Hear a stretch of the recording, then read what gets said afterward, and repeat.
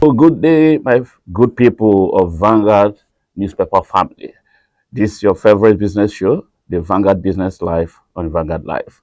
And we come to you today with a sobering issue. First, the dressing up for second half of 2023.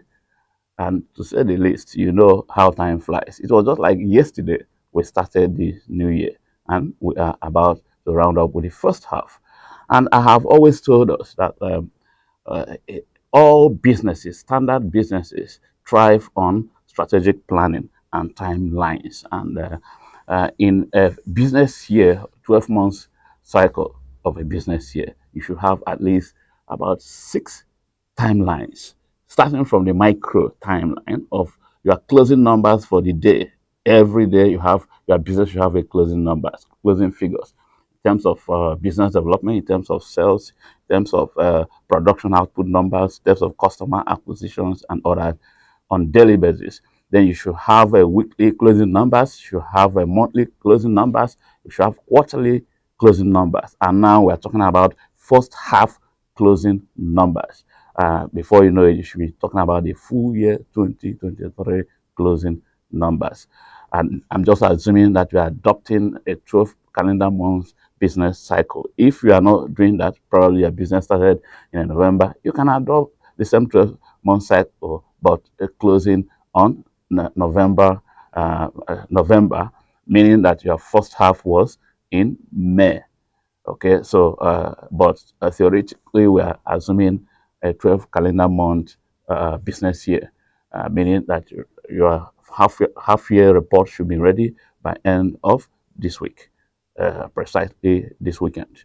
Okay, so all you need to put together, apart from numbers, you also look at the old challenges the businesses everywhere, and in particular your own line of business been grappling with in the past 6 months. Probably you've carried them over from last business year to the new year, and then what has been the solution, your your strategies to navigate around that, and then how far have you gone with the solution. You can't live with certain problems permanently. Even if the problem is there, solution should also be there. Of course, I don't want to look at the details of the particular challenges your business is facing, except the general ones. We talk about infrastructure, we talk about power supply, we talk about consumer demand issues, declining purchasing power and standard of living that are affecting practically all business. These are general old challenges your businesses should have found their way around them. Then we also have emerging business environment in 2023 that's been occasioned by of course, we should know that we had a transition to a new regime at national level on the May 21st, barely a month ago, and then a whole lot has changed within, and has made the first half of the year eventful, so to say. And then the key issues we have had to deal with or has emerged in the environment, business environment, is the operating costs, where they had a major changes we have seen in the financial market, especially the foreign exchange market, and of course the petroleum sector, the energy sector has accentuated, rather exacerbated the issue of cost of doing business, cost of living, and obviously the inflation rate. So these are the old challenges and the new challenges that have emerged in the environment, business environment, as we talk about rounding up with first half of the year. And then, of course, like I said, for the old challenges, you should have had to devise ways of working around them and achieving optimal performance of the business. All this why I can give some ideas on how to deal with both the old challenges and new challenges.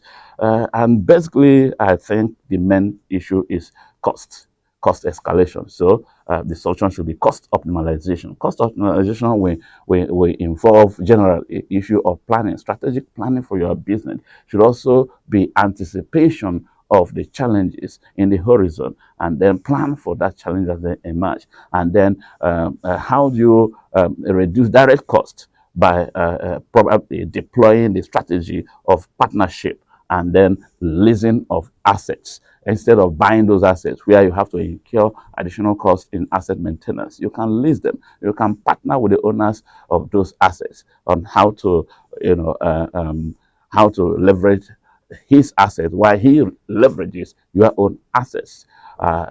Maybe I give an example with a big business we know. Almost all the big breweries you know today, all the trucks you see around there, they don't own any of those trucks. That's another way you can borrow, what you can borrow to also reduce your cost. You don't need to be told that most of the filling stations you see today are not owned by the NEMs, especially the so-called big marketers, the major marketers. They're not the owners. They're selling their products through those outlets that are run by third parties. Here we draw the curtain on getting ready for the second half as we round up the first half. To come your way again, keep your business in the front burner, the ideas to make progress in the circumstances. Have a great day.